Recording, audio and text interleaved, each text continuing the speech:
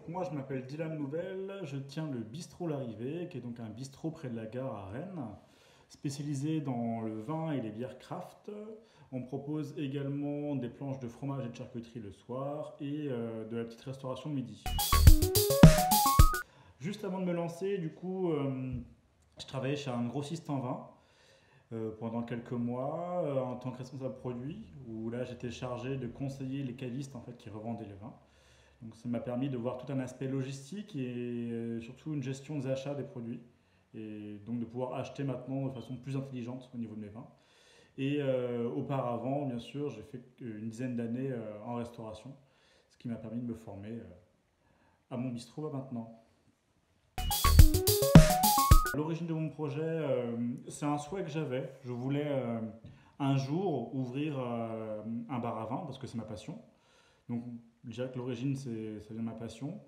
Après, quand j'avais pas forcément de deadline, ça c'est l'opportunité qui s'est présentée à moi, on va dire, et j'ai sauté sur l'occasion. Tout simplement parce que j'en suis passionné et du coup j'en suis convaincu. Et parce que j'en suis convaincu, j'ai essayé de convaincre aussi les gens autour de moi, de parler de ma passion, de parler des produits. C'est vrai que j'ai l'avantage d'avoir un métier qui est autour de la bouche et donc il est facile de convaincre et de faire goûter aux autres personnes, à ses amis ou même à des clients ou à des convives des produits, donc de partager une passion commune sur un produit, quoi. Les premières étapes, du coup, tout d'abord, je dirais le plus important pour moi dans mon métier, ça a été de se faire de l'expérience, d'avoir la main faite, de savoir comment travailler, de connaître les bases par cœur, pour que ça ne soit pas en fait un frein après lorsque j'ouvre. Que ce soit vraiment facile et que ça soit quelque chose de quotidien.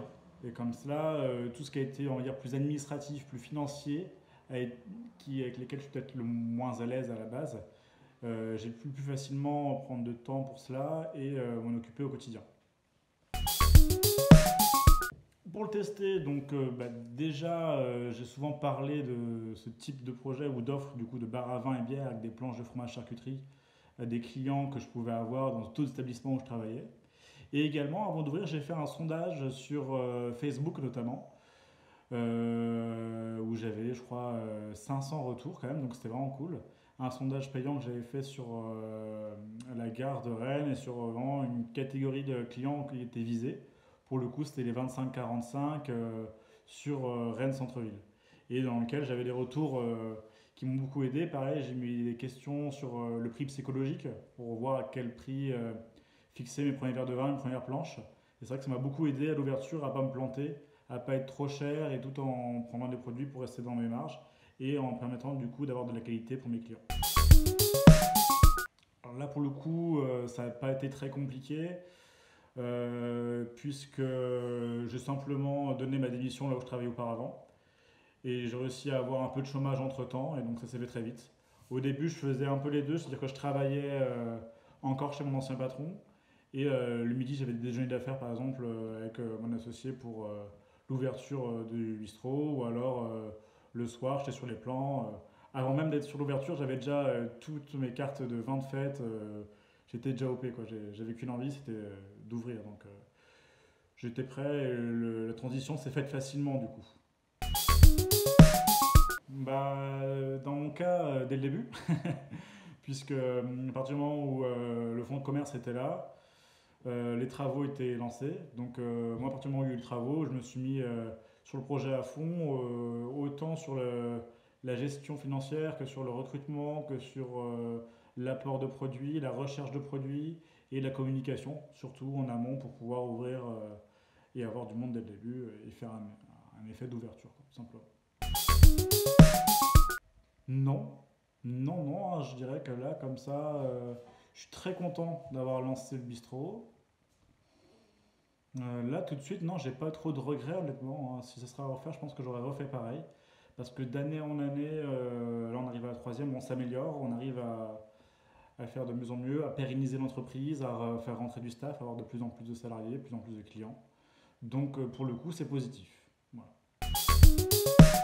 Auparavant, j'investissais mon temps pour un patron, pour une entreprise pour qui je travaillais. Je me donnais en vraiment cœur et âme, je faisais comme si c'était chez moi, alors que c'était pas le cas. Et sauf que là, pour le coup, bah, je peux me donner à fond, à 200%, sauf que là, c'est chez moi. Donc c'est vrai que tout de suite, l'investissement, on le voit, il est en temps, je veux dire, il est payant, on le voit tout de suite, et on a le retour tout de suite des clients.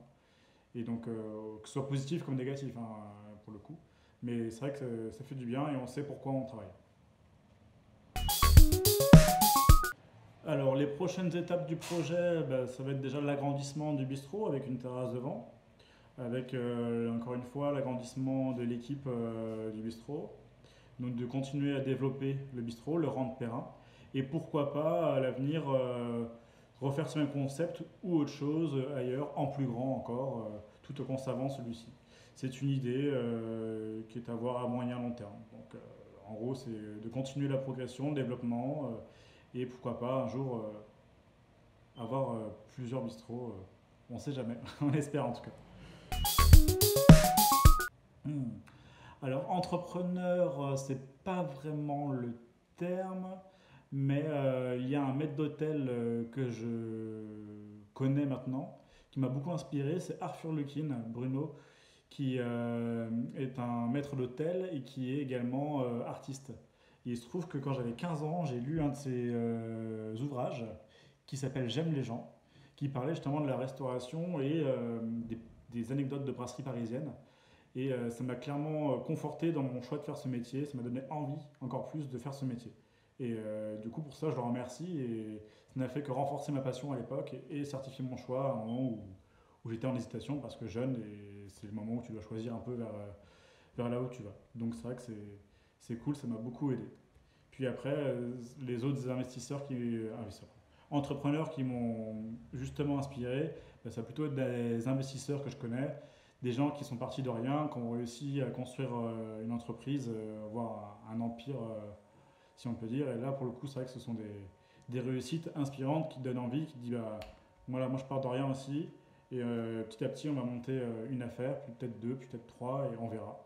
Après, le tout, c'est il faut être patient, faire les choses correctement, dans l'ordre, et bien, tout en étant, à mon sens, loyal et très bien avec son staff. Ça me paraît important d'avoir, de garder une relation humaine autant avec son staff qu'avec ses clients, vraiment rester très honnête dans sa démarche. Garder sa ligne directive du début, garder aussi de l'humain, croire en soi, croire en son projet. Si soit on ne croit pas en son projet et en soi, personne n'y croira autant. Donc vraiment y aller corps et âme, tout donner. Il y a des projets qui peuvent paraître farfelus, un peu fous, mais des fois ce sont ceux qui sont les meilleures réussites. Donc je pense vraiment qu'il n'y a pas spécialement de règles, il n'y a pas de choses impossibles, il faut vraiment se donner les moyens de réussir. Surtout sur le temps d'investissement personnel. Et après, les moyens financiers, ils se trouvent avec le temps. Et il faut toujours garder sa patience et sa passion et y aller.